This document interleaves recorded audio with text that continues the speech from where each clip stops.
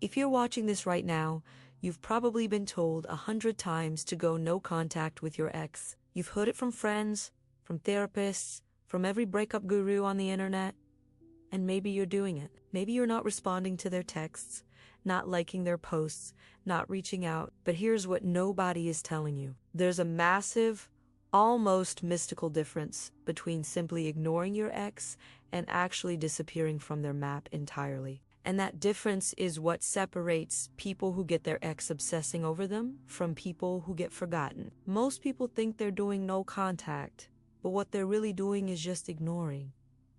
And your ex can feel the difference. They can sense it. They know you're still there, still watching, still waiting. And that knowledge, that certainty that you haven't really gone anywhere, it destroys the entire psychological mechanism that makes no contact work in the first place.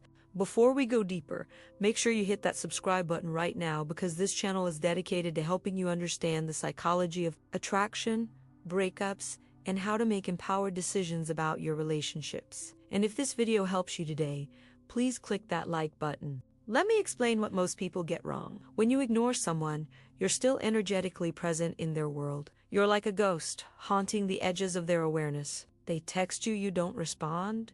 They post something, you don't react. They ask mutual friends about you, and those friends say you're doing fine.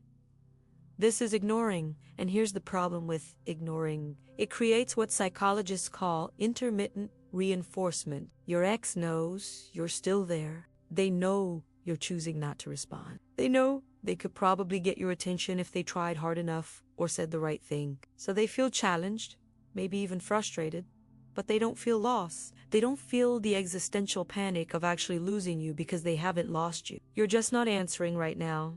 This is why so many people do 30 days of no contact, 60 days, 90 days, and their ex never really breaks down. Their ex never has that moment of realization. Their ex just moves on because on some level, they sense you're still available, still orbiting their world, still reachable. But disappearing from the map, that's something completely different. That's what I call the vow of silence. It's not just about not talking to your ex. It's about becoming genuinely unreachable on every level: physical, digital, social, and most importantly, energetic. When you truly disappear from your ex's map, you don't just stop responding, you stop existing in their reality altogether. Let me break down the 5 dimensions of true disappearance. First, the physical dimension. Ignoring means you still go to the same places, still live the same life, still move through the same spaces where your ex might see you. Disappearing means you actually change your patterns. You stop going to the coffee shop you both loved. You don't show up at parties where, they'll be. You're not avoiding them out of pain.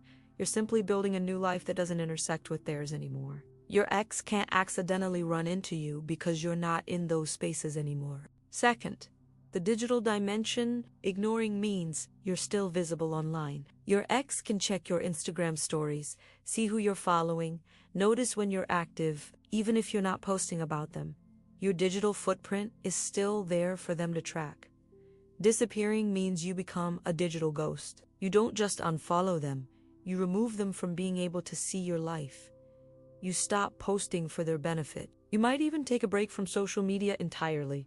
Or if you do post, it's so radically different, so focused on your new life, that it's clear you've moved into a completely different reality. Third, the social dimension. When you're ignoring someone, mutual friends are still the bridge between you. Your ex asks about you, and friends say, "Oh, they're doing okay. They're keeping busy." That's information. That's a connection. That's proof you're still in the same social ecosystem. When you truly disappear, mutual friends don't have updates to give. You've been so focused on your own path that even your friends can't really speak for where your head is at or what you're feeling. You haven't made your ex a topic of conversation. You haven't asked about them. You've genuinely moved your social energy elsewhere. Fourth, the emotional dimension. This is the subtle one that most people miss. When you're ignoring your ex, you're still emotionally invested in the outcome. You're not responding, but you're hoping they'll reach out. You're not liking their posts, but you're checking them. You're holding your breath, waiting for them to make a move. And here's the thing, your ex can feel that energy. They might not be able to articulate it, but they sense that you're still tethered to them. When you disappear emotionally, you genuinely stop caring about whether they reach out or not. You're not performing indifference. You actually feel it. You've redirected your emotional energy so completely into your own growth and healing that your ex is no longer the main character in your internal story. And fifth, the existential dimension. This is where the mystical part comes in. When you ignore someone, you're still defined in relation to them. You're the person who isn't talking to them. You're the ex who went no contact. Your identity is still in conversation with theirs. When you truly disappear, you become someone else entirely.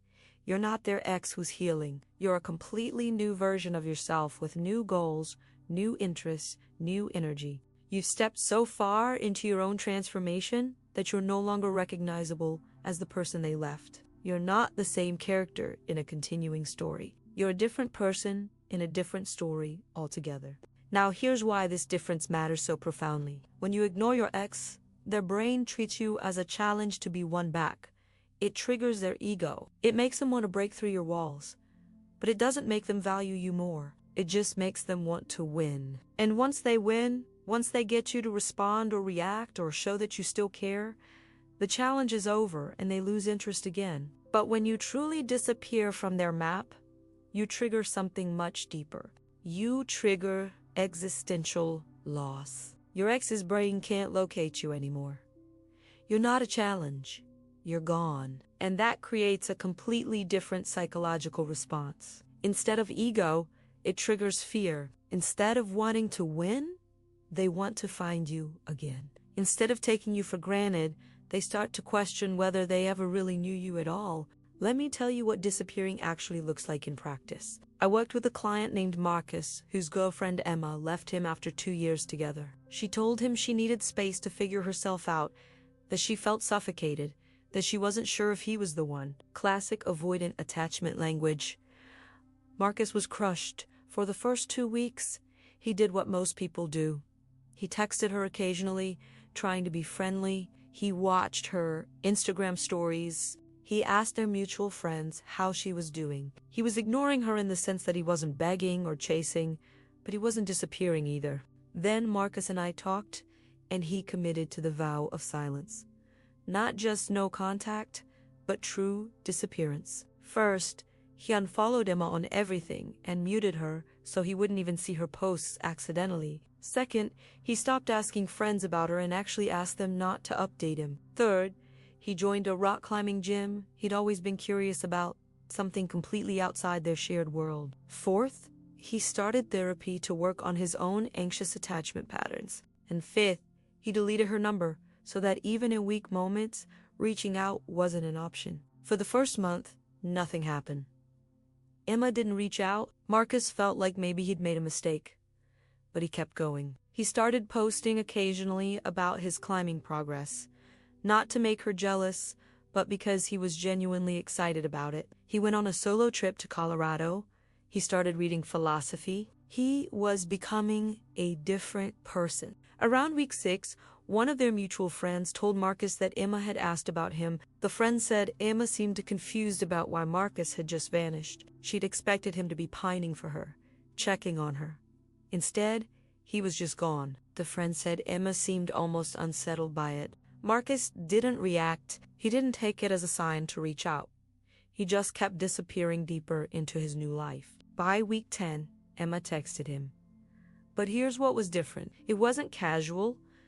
It wasn't, "Hey, how are you?" It was a long message about how she'd been thinking about him constantly, how she realized she'd made a mistake, how she didn't recognize her life without him in it anymore. She said she felt like he'd become a completely different person and she didn't know how to reach him anymore. That was the power of true disappearance. Marcus hadn't just ignored Emma.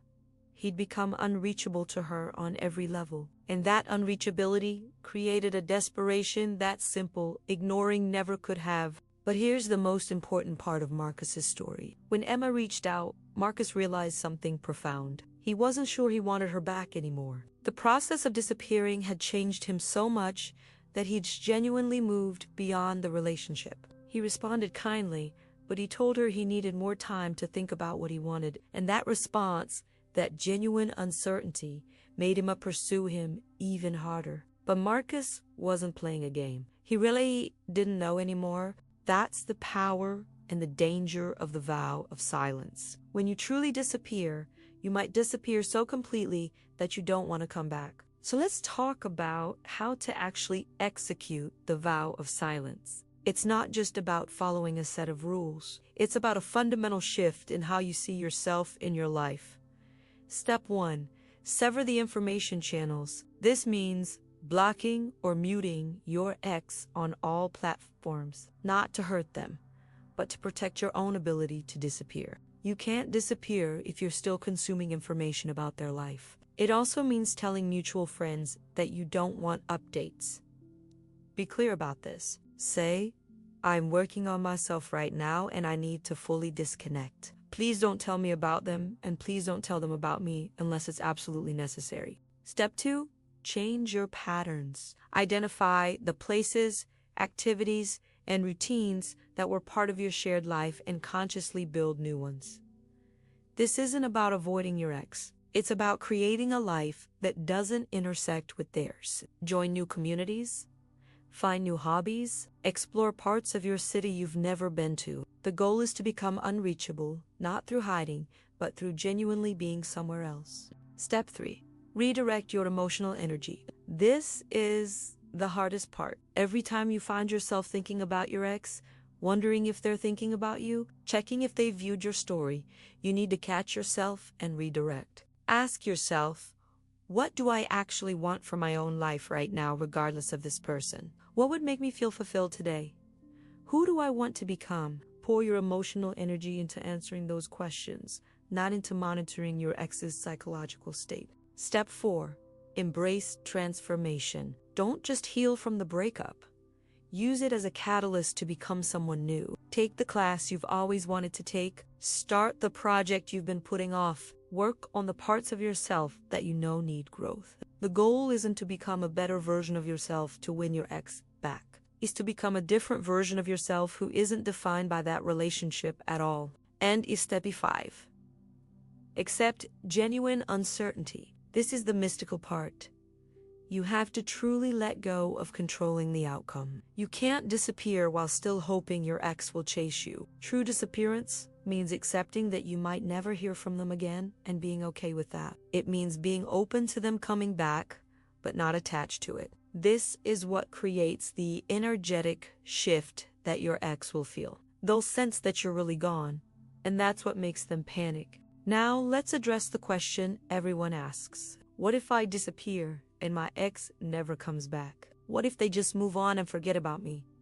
Here's the truth. If your ex can genuinely forget about you after you shared something real, then they weren't the person for you anyway. And more importantly, if you've truly executed the vow of silence, you won't care anymore because you'll have built a life that's so fulfilling that your ex becomes a footnote, not the main story. But here's what usually happens. When you truly disappear, one of 3 things occurs. First, your ex comes back genuinely transformed because your absence created a void they can't fill with anyone else. They've had time to miss not just you, but who they were with you. Second, your ex reaches out, but you realize you've changed so much that you don't want them back anymore. The relationship no longer fits who you've become. Or third, your ex doesn't reach out, and you're genuinely okay with it because you've discovered that you're complete without them. All 3 outcomes are victories because they're all rooted in truth. You're not manipulating anyone. You're not playing games. You're genuinely living your life and letting the chips fall where they may. And that authenticity is what makes the vow of silence so powerful. It's not a strategy. It's a spiritual practice of letting go. Here's what I need you to understand. The difference between ignoring and disappearing isn't just tactical. It's existential. When you ignore someone, you're still in relationship with them. You're just a negative relationship. You're defining yourself by what you're not doing in relation to them. But when you disappear, you're not in relationship with them at all. You're in relationship with yourself, with your growth, with your future. And that shift, that fundamental reorientation of your energy, is what creates the mystical effect. Your ex will feel it. They might not understand it. They might not be able to articulate it, but they'll sense that something has changed. You're not playing hard to get. You're actually hard to get because you're somewhere else entirely. You're not ignoring their texts. You're not even in the same emotional universe where their texts matter anymore. And that creates a gravitational pull that ignoring never could. So if you're in no contact right now, ask yourself honestly, are you ignoring or have you disappeared? Are you still checking their social media? Are you still talking about them to friends? Are you still emotionally invested in whether they reach out? Are you still living in the same patterns, hoping they'll notice your absence? If the answer is yes, you're not disappearing. You're just ignoring. And ignoring has a shelf life. Eventually, your ex will sense you're still there and they'll move on without the urgency of real loss. But if you commit to the vow of silence, if you truly disappear from their map, you give yourself and them the gift of real clarity. You create the space for genuine transformation. You allow your ex to feel the full weight of losing you. And most importantly, you give yourself the opportunity to discover who you are beyond this relationship. That's the real magic. Not that your ex might come back, but that you might become so complete in yourself that whether they come back or not becomes irrelevant. The vow of silence isn't about getting your ex back. It's about getting yourself back. It's about reclaiming your energy, your identity, your future from the grip of a relationship that ended. And when you do that authentically, when you truly disappear into your own becoming, you create a mystery that's irresistible, not because you're trying to be mysterious, but because you've genuinely become someone new, someone your ex doesn't know anymore. Someone who can't be reached by the same old tactics, someone who exists beyond their map entirely. So take the vow of silence, not as a strategy, but as a spiritual commitment to yourself. Disappear not to manipulate, but to transform. And trust that whatever comes back to you after that transformation will be real, not desperate. Walbikosan, not settled for, will be based on who you've become, not who you used to be. That's the mystical difference. That's the power you've been looking for. Now, go disappear and see who you become in the silence.